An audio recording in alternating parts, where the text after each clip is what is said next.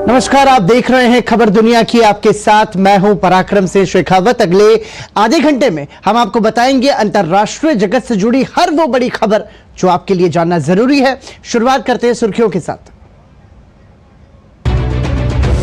America की supreme court से पूर्व राष्ट्रपति डोनाल्ड ट्रंप को बड़ी राहत। प्राइमरी चुनावों से ट्रंप को हटाने के कोलोराडो के प्रयास को सर्वसम्मति से किया खारिज। ट्रंप ने फैसले को बताया अमेरिकी जनता की बड़ी जीत।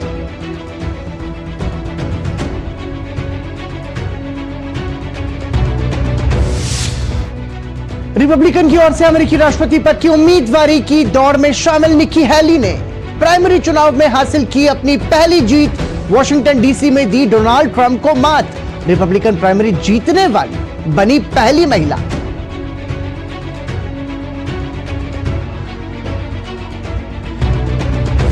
कैरेबियाई देश हैती में जेल तोड़कर भागे सैकड़ों कैदी।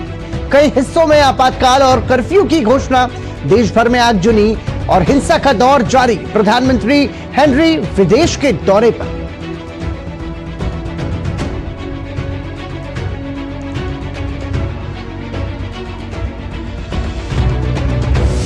नेपाल के प्रधानमंत्री पुष्पकमल दहल प्रचंड ने नेपाली कांग्रेस के साथ तोड़ा 15 माह पुराना गठबंधन। पूर्व प्रधानमंत्री केपी शर्मा ओली के साथ मिलाया हाथ। 3 नए मंत्रियों को दिलाई गई शपथ।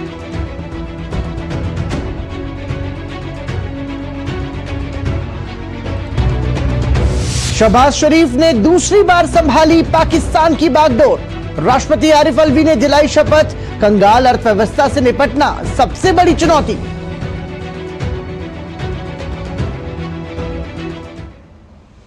और सुर्खियों के बाद खबर दुनिया में अंतर्राष्ट्रीय जगत से जुड़ी खबरों की शुरुआत करते हैं। शुरुआत सबसे पहले अमेरिकाना के जरिए अमेरिकी देशों से जुड़ी खबरों से।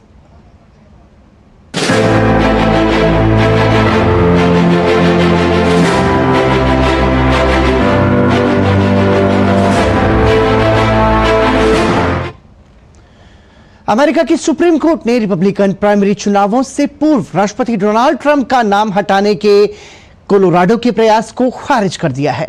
न्यायाधीशों ने सोमवार को सर्वसम्मति से संविधान के 14वें संशोधन के तहत ट्रंप को मतदान से बाहर करने के कोलोराडो की शीर्ष अदालत के 19 दिसंबर के फैसले को पलट दिया। 14वें संशोधन में एक धारा शामिल है जिसके तहत विद्रोह या विद्रोह में शामिल होने वाले व्यक्ति को सार्वजनिक पद संभालने की अनुमति नहीं है। ट्रंप के आलोचकों ने उन पर 2020 के राष्ट्रपति चुनाव को विफल करने के प्रयास में 6 जनवरी 2021 को यूएस कैपिटल पर हमले करने के लिए उकसाने और समर्थन करने का आरोप लगाया। ट्रंप ने सुप्रीम कोर्ट के फैसले को अमेरिकी जनता की जीत बताया है।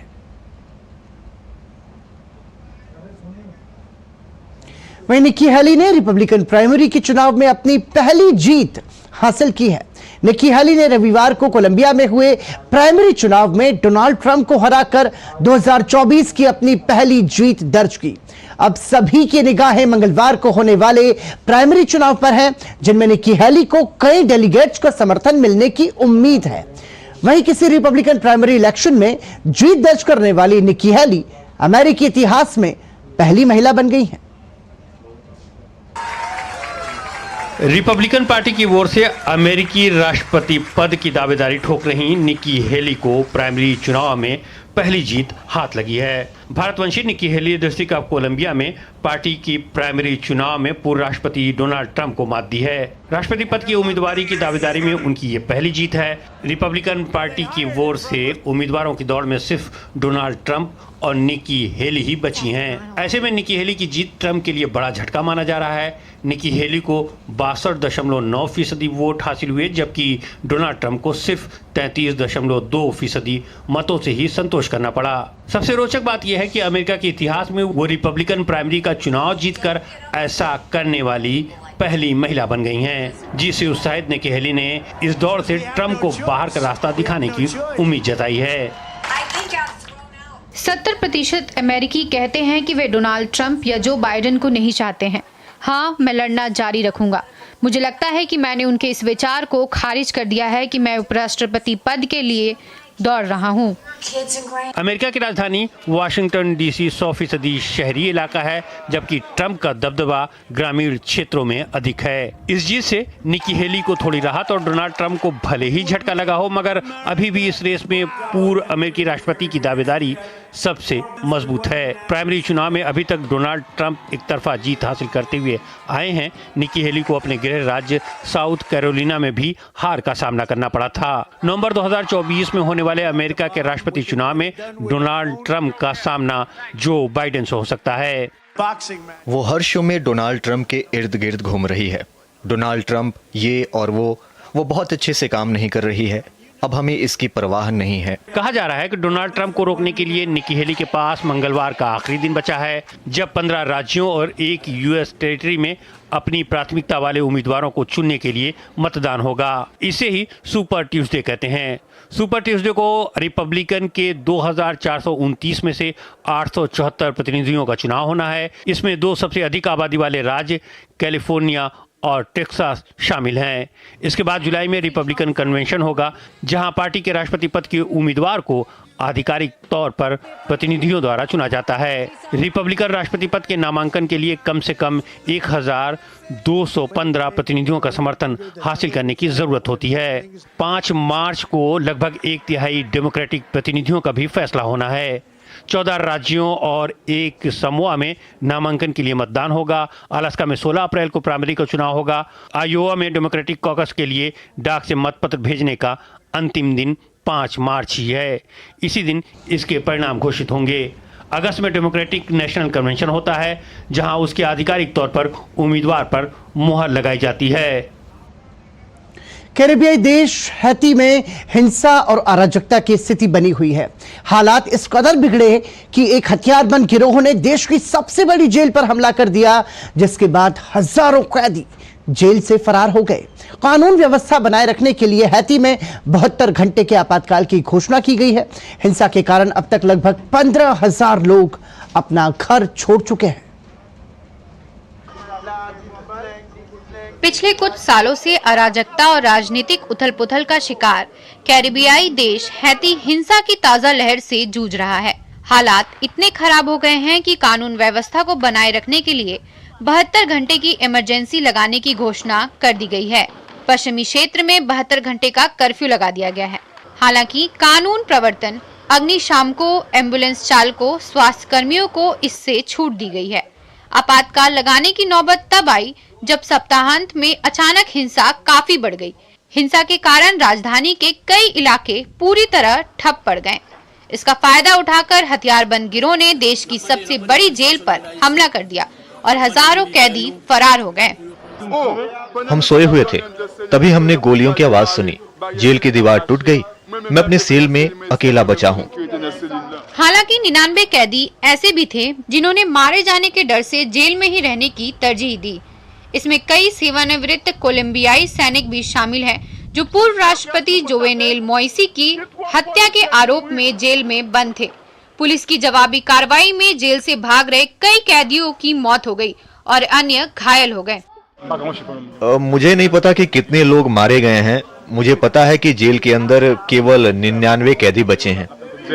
हाल के दिनों में भीषण हिंसा से हैती के कई इलाकों में तेजी से हालात खराब हुए हैं। पूर्व पुलिस अधिकारी और एक आपराधिक गैंग के मुखिया जिमी चेरी जेयर द्वारा मौजूदा प्रधानमंत्री एरियल हेनरी को सत्ता से उखाड़ फेंकने के लिए आपराधिक समूहों को साथ मिलकर काम करने के आह्वान के बाद ताजा हिंसा का दौर शुरू हुआ। चेरी जेयर संयुक्त राष्ट्र और अमेरिका से प्रतिबंधों का सामना कर रहा है।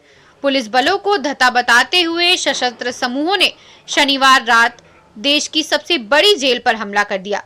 हालांकि अब तक ये साफ नहीं हो पाया है कि कितने कैदी फरार होने में सफल हो पाए हैं। जेल को 700 कैदियों को रखने के लिए बनाया गया था, लेकिन पिछले साल फरवरी तक 3687 बंदी मौजूद थे। इस सप्ताह हिंसा बढ़ने के कारण चेरी जेयर ने स्थानीय लोगों को संपावर्षिक क्षति से बचने के लिए बच्चों को स्कूल नहीं भेजने की चेतावनी जारी की थी। UN international organization for migration के अनुसार हिंसा के कारण पिछले कुछ दिनों में लगभग 15,000 लोग अपने घरों को छोड़ने के लिए मजबूर हुए हैं। हिंसा की शुरुआत तब हुई जब हेनरी केन्या की यात्रा पर थे।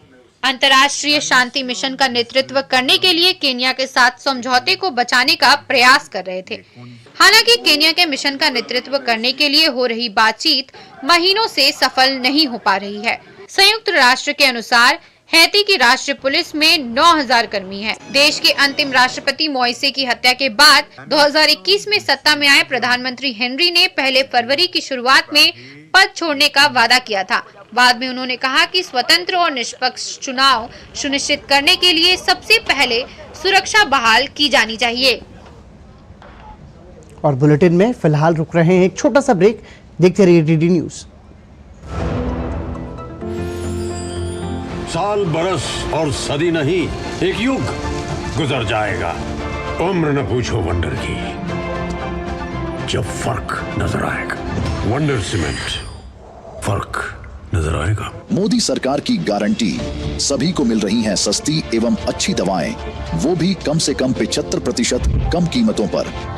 और अब देश भर में 25,000 जन औषधि केंद्रों के अभियान के तहत रोजगार के अवसर की भी गारंटी। केंद्र संचालकों को 5 लाख से 7 लाख रुपए तक की वित्तीय सहायता का भी प्रावधान। जन औषधि केंद्र खोलने के लिए ऑनलाइन आवेदन www.janaushadhi.gov.in पर आमंत्रित हैं।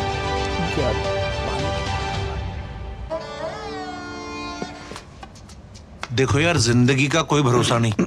पता नहीं कब फोटो पे हार चढ़ जाए और फैमिली का फ्यूचर, बच्चों की पढ़ाई खतरे में पड़ जाए। तो आज ही पॉलिसी बाजार से 1 करोड़ का टर्म लाइफ इंश्योरेंस कराओ, सिर्फ 525 रुपए महीने से शुरू।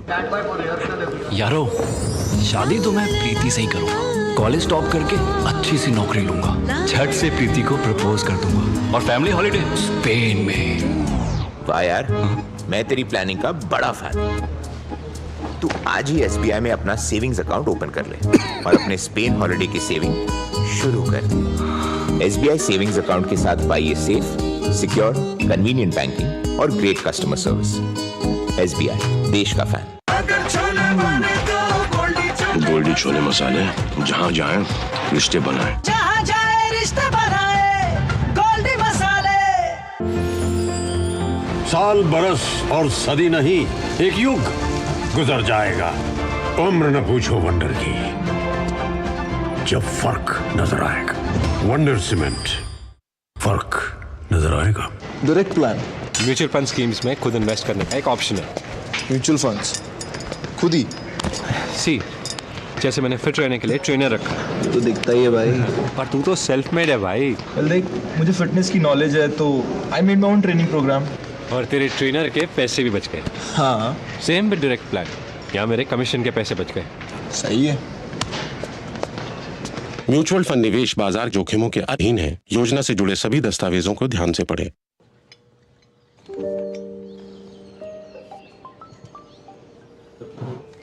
हेलो जी, बोल। अच्छा खासा जॉब था, छोड़ के बैठ गया।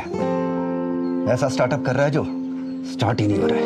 आप थोड़ा सब्र करो, हो जाएगा सब। स्टार्टअप के लिए लोन सैंक्शन हो गया। पापा, अब मेरा स्टार्टअप होगा सही से स्टार्ट। लोन तो मिल गया, पर गारंटी है ना पापा? मोदी जी की गारंटी। गारंटी इंडिया को वर्ल्ड का टॉप यूनिकॉर्न्स वाला देश बनाने की।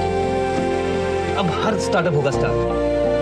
इसकी गारंटी मोदी की गारंटी। मुसीबतों की छुट्टी, मोदी की गारंटी। ओ मोदी की गारंटी। साल बरस और सदी नहीं, एक युग गुजर जाएगा। उम्र न पूछो वंडर की, जब फर्क नजर आएगा। वंडर सीमेंट, फर्क नजर आएगा। एक बार फिर आपका स्वागत। आप देख रहे हैं खबर दुनिया की, और आइए एशिया का आईना के जरिए नजर डालते हैं एशियाई देशों से जुड़ी खबरों पर।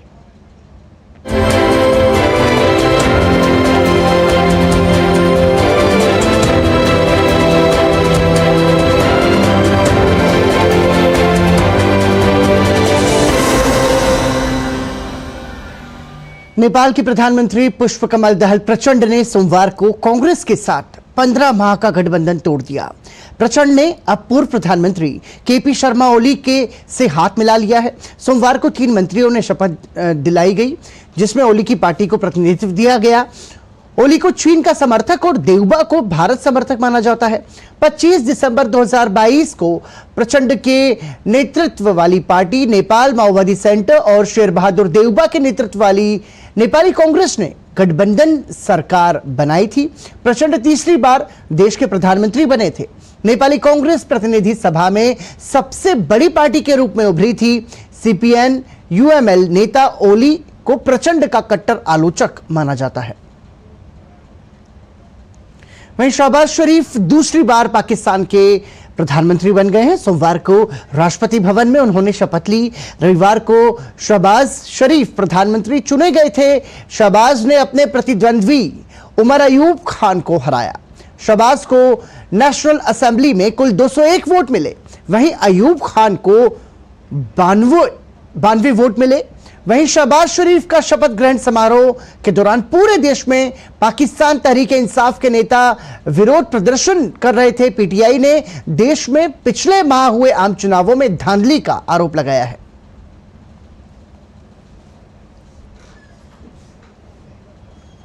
और बुलेटिन में फिलहाल रुक रहे हैं एक और ब्रेक के लिए। देखते रहिए डीडी न्यूज।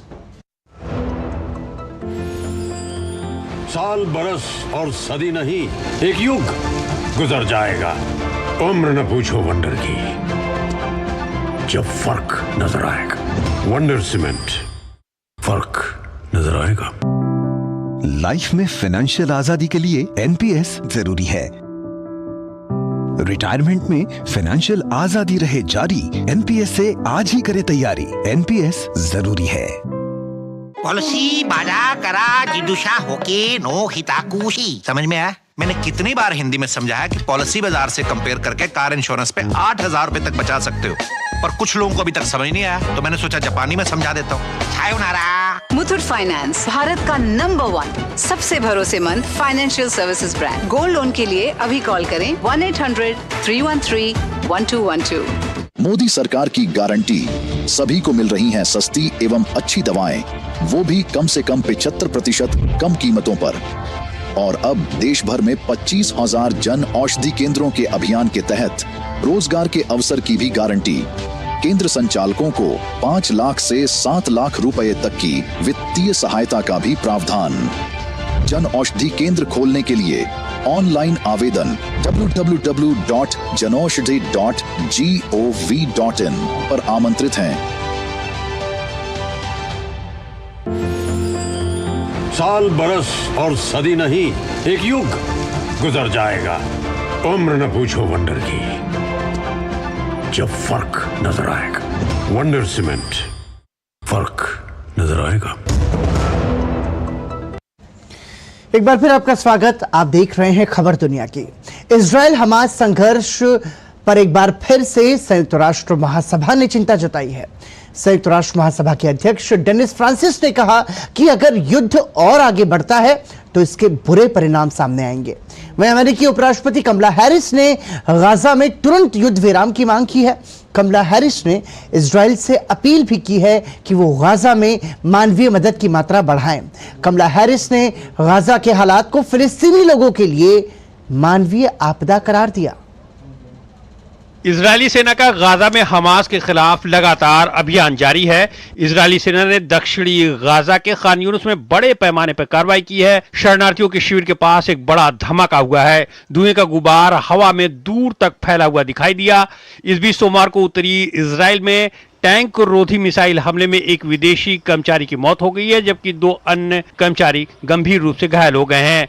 एम्बुलेंस सेवा ने कहा है कि लेबनान की सीमा के पार कृषि भूमि से निकाले गए हताहतों में से सभी को छर्रे लगे थे। इस बीच संयुक्त राष्ट्र मानवाधिकार प्रमुख ने गाजा को युद्ध की तीव्रता से बचाने की जरूरत पर जोर दिया है। उन्होंने चेतावनी देते हुए कहा कि अगर युद्ध और आगे बढ़ता है तो इसका प्रभाव पूरे क्षेत्र में पड़ेगा। गाजा में युद्ध ने पहले से ही पड़ोसी देशों में खतरनाक प्रभाव पैदा कर दिया है और मुझे गहरी चिंता है कि इस बारूद के ढेर में कोई भी चिंगारी बहुत बड़े टकराव का कारण बन सकती है। इजराइल और हमास के बीच संघर्ष विराम कराने के लिए मिस्र की राजधानी काहिरा में बातचीत जारी है। हमास ने कहा है कि वे 48 घंटे में कोई फैसला लेगा। इस बीच अमेरिका के उपराष्ट्रपति कमला हैरिस ने कहा है कि गाजा में फौरन युद्ध विराम होना चाहिए और वहां भेजी जा रही मदद को नहीं रोका जाना चाहिए। हमास का दावा है कि वो युद्ध विराम चाहता है। हमास को उस समझौते पर सहमत होने की जरूरत है। आइए बंधकों को उनके परिवारों से मिलाएं और गाजा के लोगों को तत्काल राहत प्रदान करें। इस बीच इजरायली युद्ध कैबिनेट के सदस्य बेनी गेंट्स बातचीत के लिए अमेरिका की यात्रा पर हैं। मीडिया रिपोर्टों में दावा किया जा रहा है कि उन्होंने इसके लिए प्रधानमंत्री बेंजामिन नेतन्याहू से अनुमति नहीं ली है। गेंट्स का राजनीतिक दल नेशनल यूनिटी पार्टी ने कहा है कि अमेरिका की अपनी वर्तमान यात्रा के दौरान वो सोमवार को अमेरिकी उपराष्ट्रपति कमला हैरिस और राष्ट्रपति जो बाइडेन के राष्ट्रीय सुरक्षा सलाहकार जैक सुलिवन से मुलाकात करेंगे। वहीं इजराइल और हमास के बीच करीब 5 महीने से चल रहे युद्ध के कारण इजराइल और लेबनान के सीमावर्ती इलाकों में काफी तनाव पैदा हो गया है। इसका कारण हिजबुल्लाह द्वारा इजराइल के सीमावर्ती इलाकों पर हमला और उसके जवाब में इजरायली सेना की तरफ से की जा रही कार्रवाई है। ताजा हालात के मद्देनजर लेबनान पहुंचे अमेरिका के विशेष दूत अमोस होचस्टीन ने कहा है कि गाजा में युद्ध विराम हो जाने के बाद भी लेबनान सीमा पर शांति खुद से संभव होती नहीं दिखाई दे रही है। उन्होंने क्षेत्र में संघर्ष के बढ़ने की चेतावनी दी है। लेकिन एक अस्थायी युद्ध विराम पर्याप्त नहीं है। एक सीमित युद्ध को रोका नहीं जा सकता और हर किसी की सुरक्षा की गारंटी के लिए ब्लू लाइन के साथ सुरक्षा प्रतिमान को बदलना होगा। हिजबुल्लाह ने हाल ही में दोहराया कि जब तक इजराइल गाजा पट्टी में गोलाबारी बंद नहीं करता है तब तक हिजबुल्लाह अपना सैन्य अभियान जारी रखेगा। दूसरी ओर इजराइल के रक्षा मंत्री यो गैलेंट ने एक बार फिर कहा है कि अगर गाजा में संघर्ष विराम समझौता हो भी जाता है तब भी लेबनान में हिजबुल्लाह के ठिकानों पर इजराइल के हमले न केवल जारी रहेंगे बल्कि पहले से भी ज्यादा तीव्र होंगे। और आइए आगे बढ़ते हैं, नजर डालते हैं यूरोपीय देशों से जुड़ी खबरों पर हमारे खास सेगमेंट यूरोप इन दिनों के जरिए।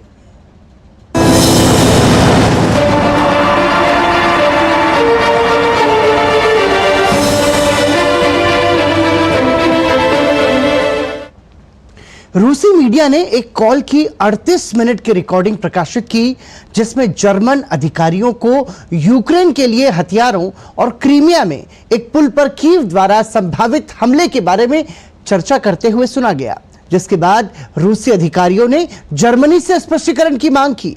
रूसी विदेश मंत्रालय ने जर्मनी के राजदूत को तलब कर अपना विरोध जताया, जिसके बाद इस मामले में जर्मनी ने रूस को जांच का भरोसा दिलाया है।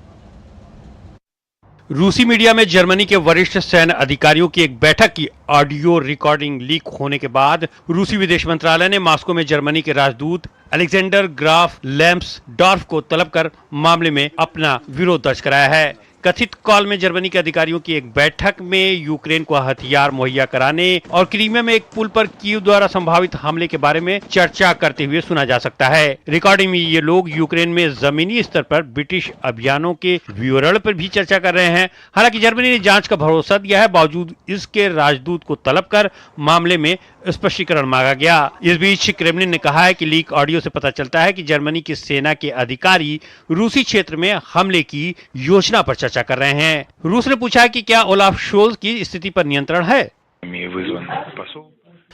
रिकॉर्डिंग से पता चलता है कि रूसी क्षेत्र पर हमले शुरू करने की योजना पर ठोस चर्चा की जा रही है। इसके लिए किसी कानूनी व्याख्या की आवश्यकता नहीं है। शोल्ज ने जांच की बात कही है और उम्मीद है कि जल्द इस पर कोई कदम उठाया जाएगा।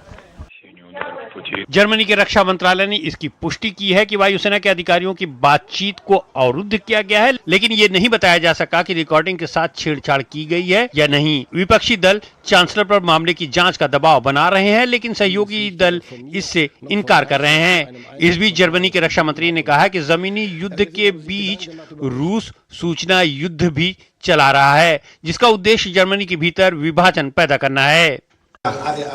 यह पुतिन द्वारा छेड़े जा रहे सूचना युद्ध का हिस्सा है, इस बारे में कोई संदेह नहीं है। यह दुष्प्रचार के उद्देश्य से किया गया एक हाइब्रिड हमला है। वहीं रूस की सुरक्षा परिषद के उपाध्यक्ष दिमित्री मेदवेदेव ने वर्तमान यूक्रेनी नेतृत्व के साथ शांति वार्ता की संभावना को खारिज कर दिया है। उन्होंने कहा कि किसी भी नई यूक्रेनी सरकार को बातचीत के लिए पहले जमीन पर नई वास्तविकता को पहचानना होगा। यदि आपका तात्पर्य वर्तमान यूक्रेनी अधिकारियों से है तो उत्तर संक्षिप्त है। नहीं, हम नहीं कर सकते। मुझे लगता है कि कुछ नए लोगों के साथ बातचीत तभी संभव हो सकती है जब जमीनी हकीकत को स्वीकार करेंगे। इस बीच आईए प्रमुख राफेल ग्रासी मंगलवार को रूस की यात्रा पर जाएंगे। उन्होंने कहा है कि रूस के राष्ट्रपति के साथ होने वाली मुलाकात के दौरान उनका इरादा यूक्रेन में कब्जे वाले ज़ैपोरोजिया परमाणु ऊर्जा संयंत्र को लेकर रूस की योजनाओं पर चर्चा करने की है।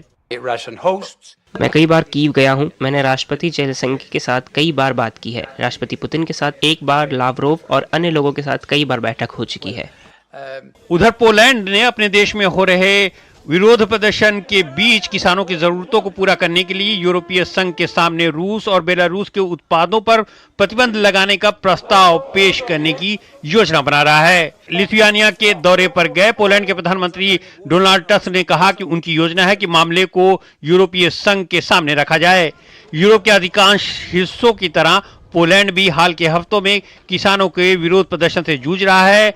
किसान यूरोपीय संघ के पर्यावरण नियमों का विरोध कर रहे हैं। युद्ध शुरू होने के बाद ईयू द्वारा यूक्रेन के कृषि उत्पादों के आयात पर शुल्क माफ किए जाने से किसान प्रतिस्पर्धा के बढ़ने की शिकायत कर रहे हैं। और बुलेटिन में फिलहाल रुक रहे हैं एक और ब्रेक के लिए। आप देखते रहिए टीडी न्यूज। साल, बरस और सदी नहीं, एक युग गुजर जाएगा।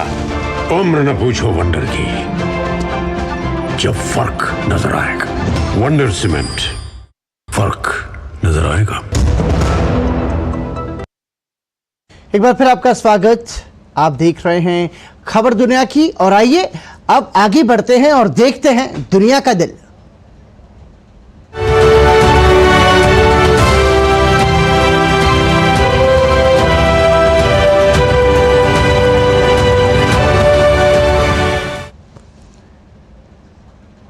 और दुनिया के दिल में हमारी कोशिश ऐसी होती है कि आपको वो तस्वीर पेश करें जहां पर कुछ अच्छा है।